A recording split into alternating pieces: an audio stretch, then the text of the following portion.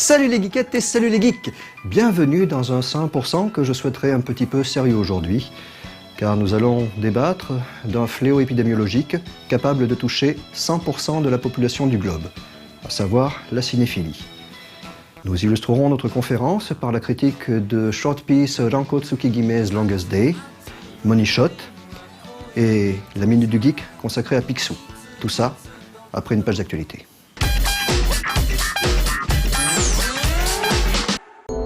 C'est bien connu, le chat de Schrödinger est à la fois mort et vivant dans sa boîte. Et son état n'est pas déterminé tant qu'on ne le regarde pas. Mais du coup, difficile de savoir ce qui se passe réellement dans la boîte. Les créatifs du studio Italic Pig semblent avoir une idée quant à eux et proposent de la développer dans leur jeu. Le chat de Schrödinger et les aventuriers du quark perdu, si l'on se permet de traduire le titre. Dans ce jeu de plateforme puzzle 2D aux proportions subatomiques, le brave félin devra affronter la faune quantique composée de gluons kleptomanes et de féroces leptons. Pour vous aider, une armée de quarks qui, selon leur saveur, vous permettra de creuser, de porter des objets, de vous protéger ou encore de construire des choses.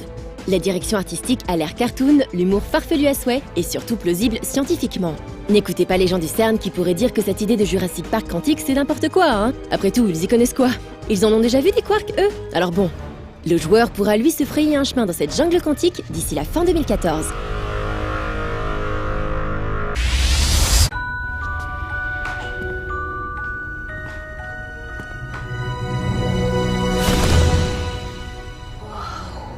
Check this out. What is it? I have no idea. C'est sans surprise qu'un nouveau titre Skylanders fera son apparition en fin d'année, le 10 octobre prochain. Nommé Skylanders Trap Team, il fait suite à Skylanders Swap Force qui permettait d'échanger le bas et le haut de certaines figurines pour créer de nouveaux personnages. Et à Skylanders Giants qui introduisait les Giants, la catégorie Golem, en quelque sorte des Skylanders. Ce nouveau volet de la saga à succès ne se contentera pas de proposer une soixantaine de nouveaux personnages. Non, il permettra désormais de capturer certains ennemis du jeu, 40 en tout, pour les incarner. Une idée présente dans beaucoup de RPG bien sûr, de Pokémon à Dragon Quest, mais qui prend ici une forme inédite. À l'aide des pièges de cristal, des figurines spéciales dédiées à un personnage ou un élément particulier, on pourra piéger un ennemi. Emprisonné dans le monde physique, il s'exprimera à travers la figurine, qui pourra ensuite être rematérialisée dans le jeu pour être contrôlée. It's okay, Leo. He's one of us now. Évidemment, ces pièges de cristal nécessiteront un nouveau socle nommé le portail Traptanium. Il faut bien admettre que l'idée est assez géniale. Activision pitch le concept de la façon suivante. Pour la première fois, la série permettra aux enfants de capturer des personnages du monde digital pour les amener dans le monde réel. Quand on y pense, on n'est plus très loin de la magie d'un Jumanji, le livre pour enfants adapté au cinéma dans les années 90 par le futur réalisateur de Jurassic Park 3, qui mettait en scène un jeu de plateau dont les figurines prenaient vie pour martyriser une famille américaine. What an amazing new adventure. Capture evil, unleash good. Skylanders Trap Team.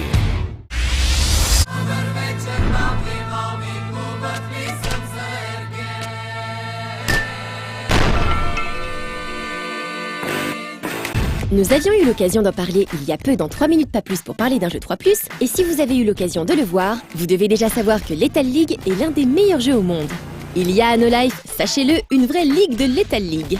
On joue tous les jours, on s'entraîne, on garde les scores, on fait des tableurs de statistiques, on est des fous.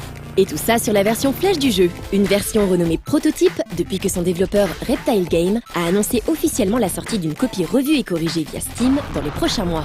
Au programme, de la baston à coups de balle de baseball toujours, mais jusqu'à 4 joueurs cette fois-ci, sur un même écran ou en ligne grâce à l'outil GGPO. Et au programme surtout plusieurs personnages différents.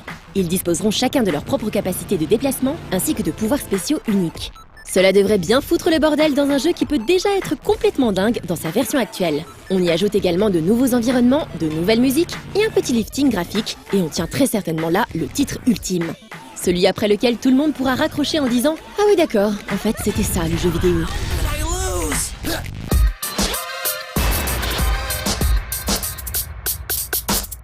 Oui, car mes bien chères geekettes, mes bien chers geeks, méfiez-vous.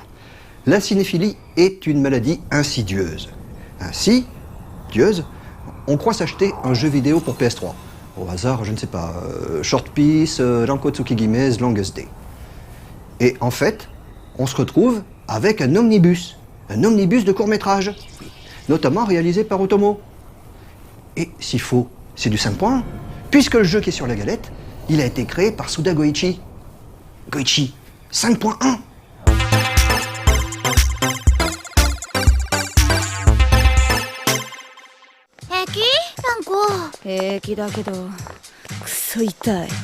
Admettons, comme c'est à peu près la norme aujourd'hui, qu'un film est l'œuvre de son réalisateur. Alors, une compilation de courts-métrages est une œuvre schizophrène. Elle est l'assemblage conscient de plusieurs visions, potentiellement contradictoires, qui correspondent chacune à un auteur. Et ce, même si chaque court-métrage tourne autour du même thème. Et donc, Short Piece, comme Memories ou Manier Manier avant lui, est une œuvre schizophrène. Le point de rendez-vous donné par Otomo Katsuhiro à 4 courts-métrages d'animation signés par Otomo lui-même, mais aussi à Morita Shuei, Ando Hiroaki et Katoki Hajime. Et c'est très bien. Mais vous le savez sûrement déjà, le Possession de Morita ayant été nominé pour le titre de meilleur court-métrage d'animation lors de la dernière cérémonie des Oscars. Si l'on évoque Short Piece aujourd'hui dans une critique de jeux vidéo, c'est qu'un 5e cours s'est invité dans le projet. Un cours ludique, puisqu'il s'agit du Lanko Tsukigime's Longest Day de Suda Goichi, que l'on ne présente plus vraiment, et Crispy Inc., que l'on connaît pour Tokyo Jungle. Un jeu vidéo donc, qui nous met dans la peau de Lango Tsukigime. Une jeune étudiante japonaise, héritière d'une grande entreprise de parking, qui a pour ambition de tuer son propre père. Un jeu vidéo schizophrène, au même titre que la compilation dont il est issu, qui prendra successivement la forme d'un runner, puis d'un shoot, ou encore d'une sorte de parodie de vieux Game & Watch. Chaque type de gameplay reste survolé, le jeu n'ayant pas forcément l'envie de pousser plus avant ses différentes expérimentations, et n'en ayant pas forcément le temps non plus d'ailleurs, puisqu'il s'agit bien d'un court-métrage à l'échelle de son média. Il fait partie intégrante de Short Piece, et se plie donc à ses règles en ne demandant pas plus d'1 € de grand maximum pour être bouclé. Et ça n'est pas spécialement gênant, puisqu'il s'agit d'un élément central du cahier des charges établi avant la conception du jeu. La prise en main pas toujours optimale, et le manque de pêche en général, le sont en revanche un peu plus. Et s'il n'empêche pas de s'amuser le temps d'une partie complète, il ne pousse pas nécessairement à en refaire d'autres, malgré plusieurs éléments débloquables et un petit côté scoring bien présent. Ça pourrait suffire à faire d'elle un jeu à oublier bien vite. Seulement les aventures de Lanko Tsukigime appartiennent à 2 familles, et emportent les drapeaux assez fièrement pour que ça change pas mal de choses. La famille de Short Piece en premier lieu, dont il est important de rappeler que le jeu n'est qu'un élément parmi d'autres. C'est-à-dire qu'on n'achète pas Lanko Tsukigime avec quelques bonus animés, contrairement à ce que la communication de Bandai Namco pourrait parfois laisser entendre. Ce serait le meilleur moyen d'être extrêmement déçu par la durée de vie d'un titre qui n'a jamais vraiment été pensé comme un standalone. Non, on achète la famille Short Piece à laquelle appartient Lanko Tsukigime. Une famille au sein de laquelle le jeu s'insère très bien par son format donc, mais aussi et surtout par ses différentes scènes animées, chacune réalisée dans un style complètement différent pour former un tout aussi hétéroclite que peut l'être le projet dans son ensemble. Un tout qui peut rappeler le travail de Yuasa Masaaki, qui n'a jamais hésité, que ce soit dans Mind Game ou plus récemment dans la série Ping Pong, à varier les styles et les techniques pour raconter quelque chose. Un trait que l'auteur partage assurément avec Suda Goichi, ce qui nous amène à la 2e famille de Lanko Tsukigime's Longest Day, celle des jeux de Suda Goichi. Et s'il serait injuste d'extraire le jeu du contexte Short Piece, il est tout simplement impossible de l'extraire du contexte Suda, car il est un condensé de Suda Goichi. En 1 heure ou 2, Lanko Tsukigime's Longest Day explore tous les thèmes chers au créateur. Il le fait de manière totalement décomplexée, presque parodique, en empilant les images et les segments narratifs comme on empile des Lego.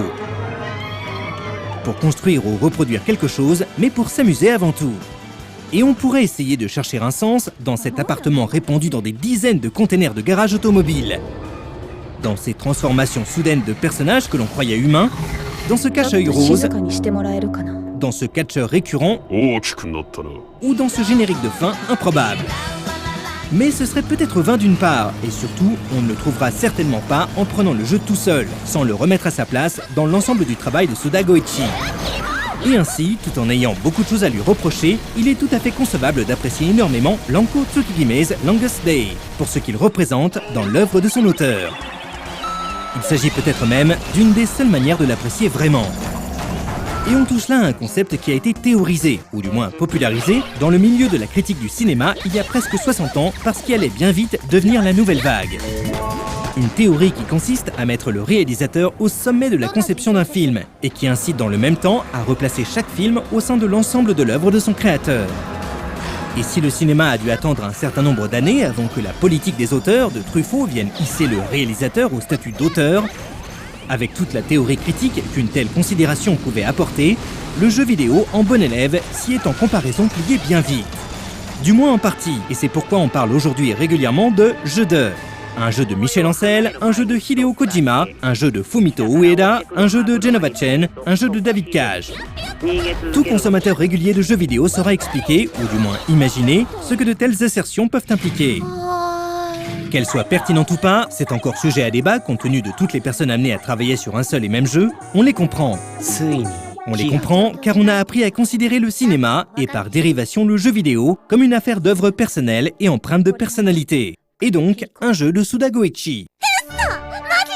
On sait à peu près tous ce que ça veut dire, parfois même sans en avoir essayé aucun. Parce que Suda Goichi fait partie de ces créateurs qu'on a, ou qui se sont hissés au rang d'auteur. Qu'on apprécie cet auteur ou pas, ce fait n'est plus vraiment contestable aujourd'hui. Et Ranko Tsukigime's Longest Day, avec tous ses défauts et toutes ses excentricités, en est autant la cause que la conséquence.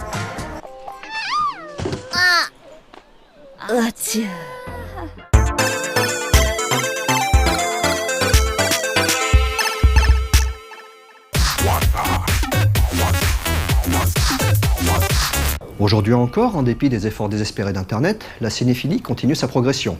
Et ce, notamment à cause d'inconscients qui persistent à vouloir s'agglutiner dans des salles obscures. Au moins avant, on pouvait regarder les films en pleine lumière, ça limitait la prolifération. Mais maintenant, toutes les salles sont dans le noir. Et ça, c'est la faute de Transformers, l'âge de l'extinction.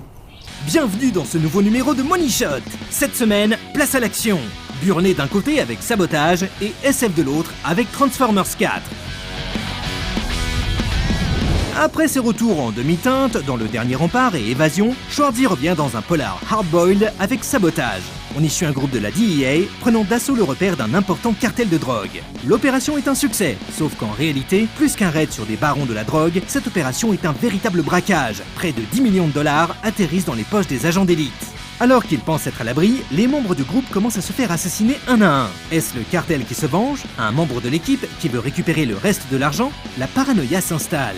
Sabotage est le nouveau film de David Ayer, qui ne change pas trop ses habitudes. Qu'il soit scénariste, réalisateur ou même les deux à la fois, sa filmographie transpire le polar burné, matiné de corruption et de trafic de drogue. Pour son nouveau film, il s'est entouré de Arnold Schwarzenegger, Mireille Enos, Terrence Howard, Olivia Williams, Sam Worthington, Harold Perrineau et Josh Holloway. Ok, Sabotage n'a pas l'air super méga original, mais il semble assez punchy, plutôt sec et violent, à l'image de la bande-annonce non censurée que l'on ne montrera pas ici à des heures de grande écoute. Et puis, voir enfin Schwarzy en mode badass, ça fait toujours un peu envie. Sabotage sortira le 7 mai 2014. Get your weapons. Let's go. Move, move, move. I want to thank our field agents who put their lives at risk combating drug organizations. Go, go, go. Cover your sides. Target down! Claire! There! Down! Clean up aisle 3. In what we do, there is only trust. You're the heart and soul of this team. The arrest today of a major cartel leader has led to a seizure of hundreds of millions of dollars. McNeely? Something off. Oh my God. Gotta ask you a few questions. $10 million is missing from your cartel bust. Did you steal it? No. 2 murders of DEA agents have happened on my watch. Why do you think the cartel's killing your guys? It's the money. They're watching us. The only way to stop the cartel is to find out who stole the money. There could be someone on my team. One of my own people. Some of us are getting paid, the rest of us are just getting dead. Cartel's got your wife and kid. I'm sorry. Tell John to come for you. I'm gonna destroy them.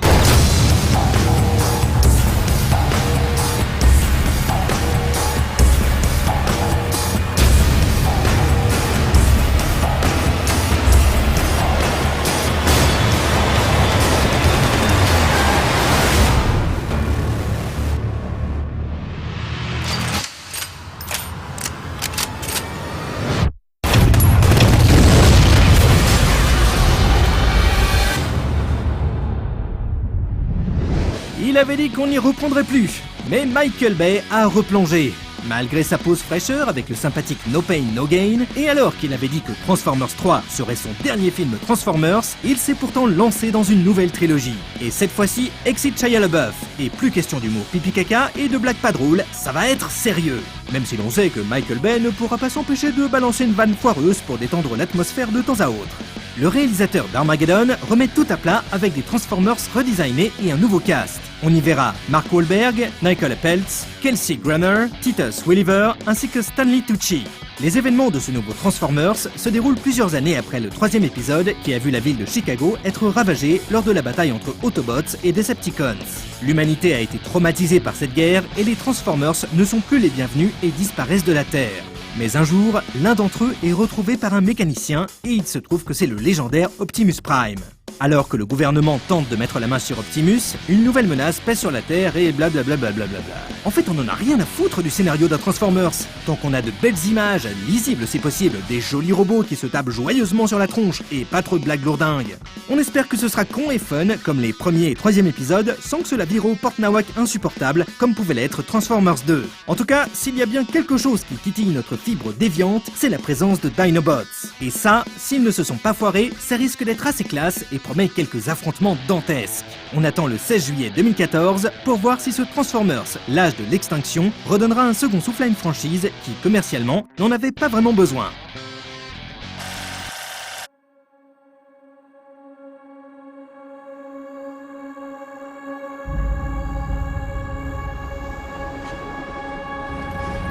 Bring it up! All the way! Dad, you can't keep spending money on junk. I can break it down, strip it for parts. This stuff is what's gonna put you through college. Something in here needs to make this family some money.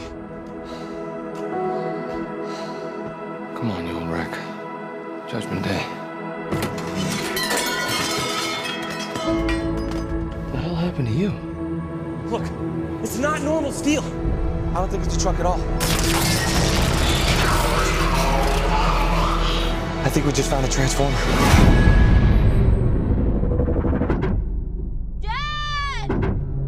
I'm gonna ask you this once. Where is Optimus Prime? You know, we got a rule about messing with people from Texas.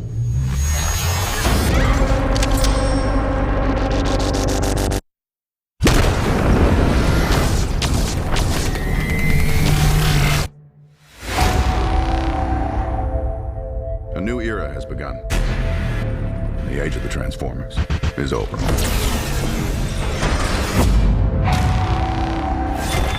Don't you get it? We don't need you anymore.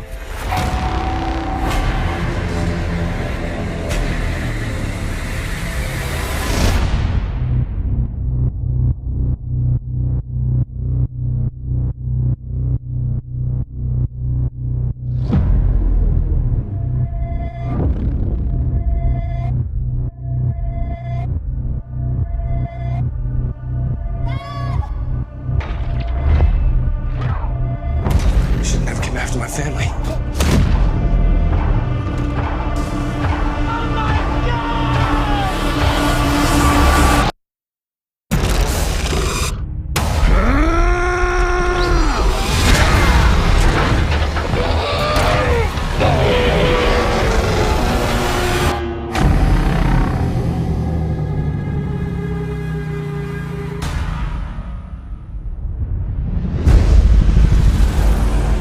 You know what it is I love about being Spider-Man? On termine avec une bande-annonce de The Amazing Spider-Man, le destin d'un héros, pour rappeler que le film de Mark Webb sort aujourd'hui.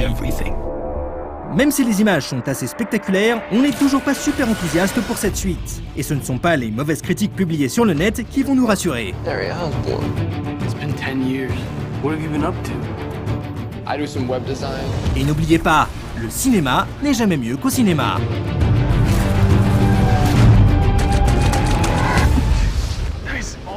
It's just the wrist, just on the wrist, buddy.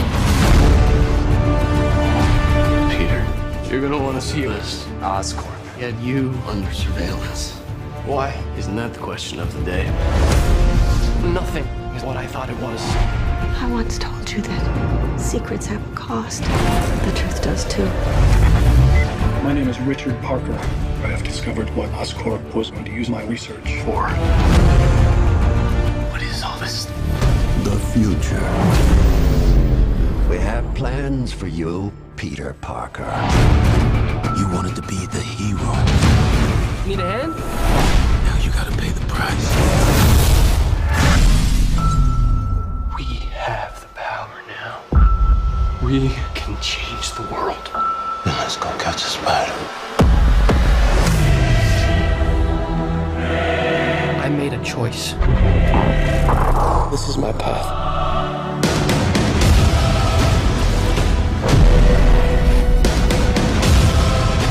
This is bigger than you, Peter. I'm the only one who can stop them.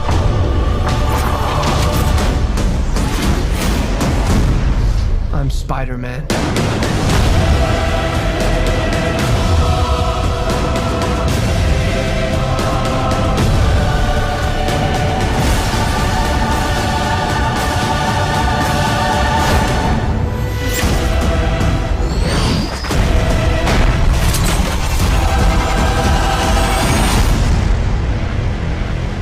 I gotta go. I'm coming with you. Come on, it's too dangerous. Sorry, I love you. Don't hate me.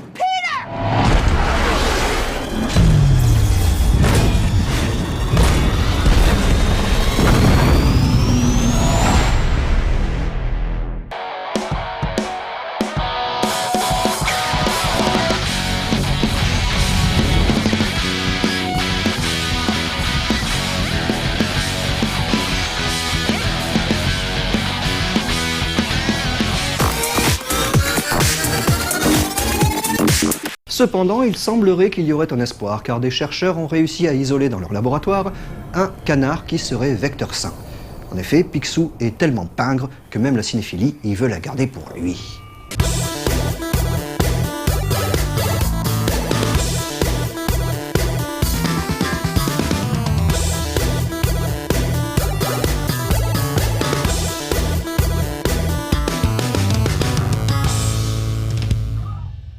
En 1947, un nouveau personnage fit sa première apparition officielle dans l'univers de Donaldville. C'était dans la bande dessinée Noël sur le Mont Ours, qui est née sous le pinceau de Karl Barks, le célèbre oncle de Donald, Balthazar Picsou. L'oncle Picsou n'est alors qu'un simple prétexte à l'histoire, on le voit très peu. Karl Barks le présentera lui-même comme un nouveau ressort scénaristique, car il commençait à avoir du mal à trouver des idées nouvelles pour Donald. Son nom original, Scrooge McDuck, est inspiré du personnage d'Ebenezer Scrooge, issu d'un conte de Charles Dickens intitulé Un chant de Noël. L'appellation Mac, apposée à son nom de famille, rappelle ses origines écossaises. Il faut savoir qu'en janvier 1943, les studios Disney avaient réalisé un court-métrage d'animation sur la série des Ducks nommé The Spirit of 43, scénarisé par Karl Barks et où un des personnages préfigurait l'arrivée de Picsou. Après son introduction, il faudra plusieurs années pour que le personnage de Picsou se stabilise. En France, en 1949, c'est sous le nom d'Oncle Harpagon, en référence au personnage central de l'avare de Molière, qu'il apparaît dans l'histoire Donald et le secret du donjon. Dans les années 50, il est appelé Oncle Edgar dans plusieurs comic strips ou Oncle Jeremy McDuck en Belgique. C'est finalement en 1952, dans l'épisode Donald et la lettre au Père Noël, qu'il adopte définitivement son célèbre patronyme, Oncle Picsou. Karl Barks prit sa retraite en 1966, mais l'engouement pour les canards ne faiblira pas et de grands artistes reprendront les aventures des divers personnages. À partir de la fin des années 80, l'américain Keno Don Hugo Rosa décide de reprendre les personnages de Donald et Picsou dans la continuité de l'univers de Barks. En utilisant et interprétant les nombreux indices que Barks avait disséminés dans ses histoires, Don Rosa dessina son œuvre la plus connue, La jeunesse de Picsou. En 12 épisodes, il va retracer les aventures qu'a vécu Picsou à partir du jour où il gagna sa première pièce, son fameux sous-fétiche, à celui où il devint le canard le plus riche du monde. Réputé pour son avarice et son côté aventurier, le Picsou de Don Rosa verra sa personnalité approfondie au fil du temps, laissant apparaître la solidité du lien familial qui le lie à ses neveux. Cette série a valu à Don Rosa un des plus prestigieux awards en 1995, celui de la meilleure histoire publiée sous forme de feuilleton. En 2004, la reprise du titre par l'éditeur Gemstone sera aussi récompensée par l'award de la meilleure publication pour jeunes lecteurs. En France, les 12 épisodes d'initiation ont été publiés dans Picsou Magazine de mars 1994 à février 1996. Mais Don Rosa continua son travail sur la jeunesse de l'oncle Picsou et des épisodes supplémentaires viendront compléter l'aventure originale.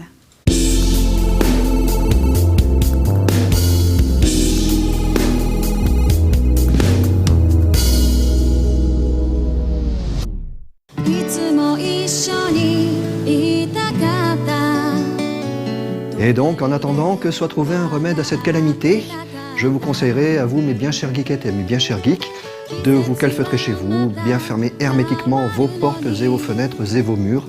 Et si jamais vous croisez un infecté, vous lui faites des bisous. Et puis après, tsingai! Et puis après, vous lui faites des gros bisous. Des gros bisous. 少しは